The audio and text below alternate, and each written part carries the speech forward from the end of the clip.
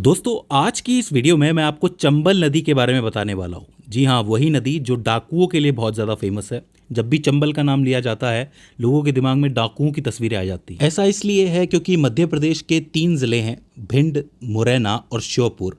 इन तीनों को मिला के ही एक चंबल डिवीज़न बनता है, चंबल संभाग बनता है। और उसी संभाग में बहुत से बीहड़ पाए जाते हैं और लोगों को ऐसा लगता है कि यहाँ पर सिर्फ डाकू रहते हैं। अगर आप भी ऐसा सोचते हैं तो मैं आपको फिल्म पान सिंह तोमर का एक डायलॉग बताता हूं जो बड़ा फेमस है। वो डायलॉग है कि बीहड़ में तो बाघ ही होते हैं, डकैत मिलते हैं पार्लियामेंट में। ये बहुत ही फेवरेट डायलॉग है मेरा, क्योंकि यहाँ पे सिर्फ डाकू नहीं रहते हैं। हो सकता है कि कुछ एक आपराधिक तत्व यहाँ रहते हों, लेकिन बहुत से लोग यहाँ ऐसे रहते हैं जो सिस्टम के सताए हुए होते हैं। सिस्टम उनकी बात सुनता नहीं है, तो ऐसे में सिस्टम को अपनी बात सुनाने के लिए वो कुछ ऐसे तरीके अपनाते हैं जो हमें थोड़े असामाजिक नज़र आते हैं और हम उन सबको डाकू कह देते हैं, लेकिन ऐसा है नहीं। ठीक है, तो आज हम बात कर रहे हैं चंबल नदी के बारे में, जो मध्य प्रदेश, राजस्थान और उत्तर प्रदेश से होकर गुजरती है। मैं आपको बता दूं कि राजस्थान के लिहाज से चंबल नदी काफ़ी ज़रूरी नदी है। वो इसलिए क्योंकि राजस्थान में सिर्फ 2 ही ऐसी नदियां हैं जो साल भर तक बहती हैं। मतलब बाकी नदियां सूख जाती हैं, उनका पानी थोड़ा ख़त्म हो जाता है, कम हो जाता है, लेकिन ये नदियां जो है साल भर बहती हैं। एक है माही नदी और एक है चंबल नदी। चंबल नदी यमुना नदी की एक बहुत प्रमुख सहायक नदी है और यमुना नदी गंगा नदी की एक प्रमुख सहायक नदी है, जो प्रयागराज में उत्तर प्रदेश में जाके गंगा जमुना सरस्वती संगम में मिलती है। तो उसी चंबल के बारे में हम बेसिकली आज बात करने वाले हैं। हम बात करेंगे उस चंबल के उद्गम स्थल की, वो किन किन जिलों से होकर गुजरती है, कौन कौन से बांध है और साथ ही कौन कौन सी सहायक नदियाँ हैं। बहुत ही सिंपल है इसको याद करना। देखिए, चंबल नदी का जो प्रवाह क्षेत्र है वो तकरीबन 19,500 वर्ग किलोमीटर के अंदर फैला हुआ है। 3 राज्यों से होकर गुजरती है ये, मध्य प्रदेश, राजस्थान, उत्तर प्रदेश।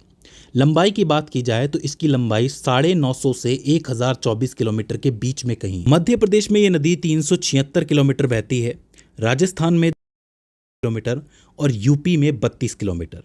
खास बात यह है कि मध्य प्रदेश और राजस्थान की सीमा पर यह नदी 216 किलोमीटर बहती है और मध्य प्रदेश और उत्तर प्रदेश की सीमा पर 150 किलोमीटर। इस बात को ढंग से समझ लेना कि सीमा बनाती हुई चलती है, मतलब राजस्थान और मध्य प्रदेश की सीमा पे बहती है, मतलब इन दोनों को अलग करती है, और उत्तर प्रदेश और मध्य प्रदेश की सीमा पे बहती है, यानी कि उन दोनों को अलग करती है। काफ़ी इंपॉर्टेंट नदी है, जैसा कि मैंने कहा था। अंत में जाके इटावा के मुरादगंज में जाके ये यमुना में मिल जाती है। तो इसका मतलब कहाँ से शुरुआत हुई है? मध्य प्रदेश से, और ख़त्म कहाँ हो रही है? इटावा के अंदर। अगर हम उद्गम की बात कर रहे हैं तो उद्गम जो है इसका महू शहर के पास होता है। महू शहर के दक्षिण में एक विंध्य रेंज है, यानी कि विंध्य पहाड़ी रेंज है।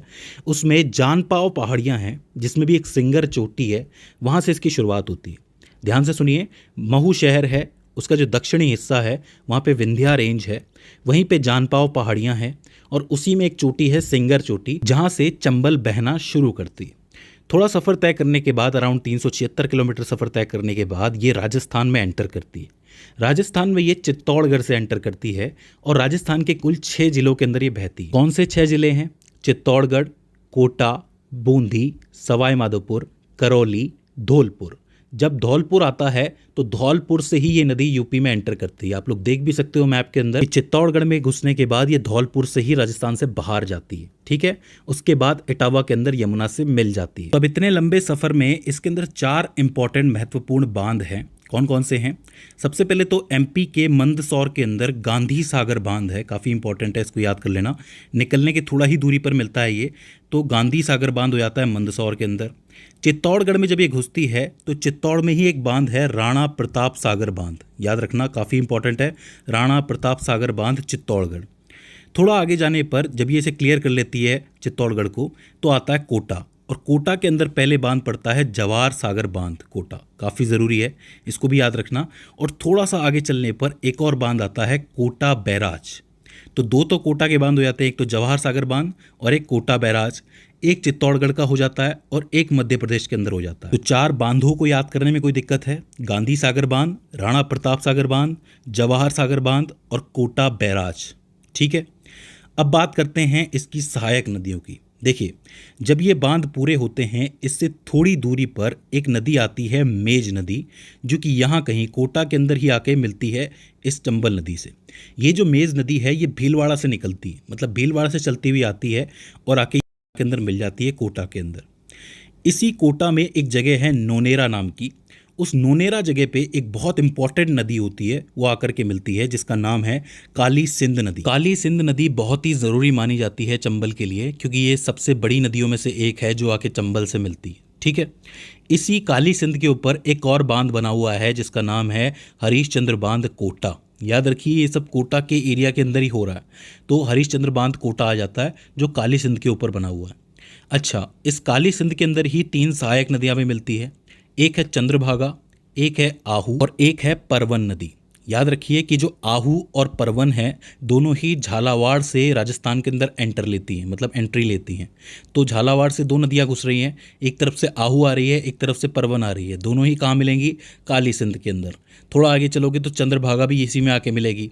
यहीं पे एक बांध भी बना हुआ है, हरिश्चंद्र बांध। और टोटल मिला के ये काली सिंध कहाँ जाके मिलेगी? चंबल नदी के अंदर जाके मिलेगी। यहाँ तक कोई दिक्कत है?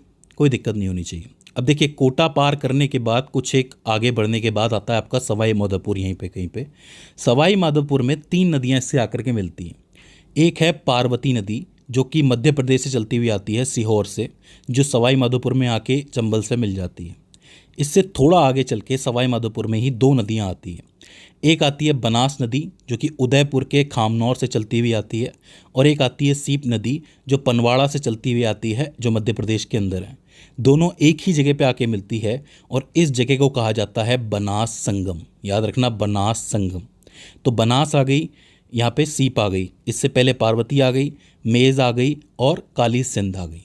तो ये हैं वो इम्पॉर्टेंट सहायक नदियाँ जो चंबल नदी में आके मिलती। और आखिर में ये कहाँ जाती है? उत्तर प्रदेश के इटावा के अंदर, जहाँ पे मुरादगंज के अंदर ये यमुना नदी से मिल जाती है। तो इस तरीके से चंबल अपना रास्ता पूरा करती है।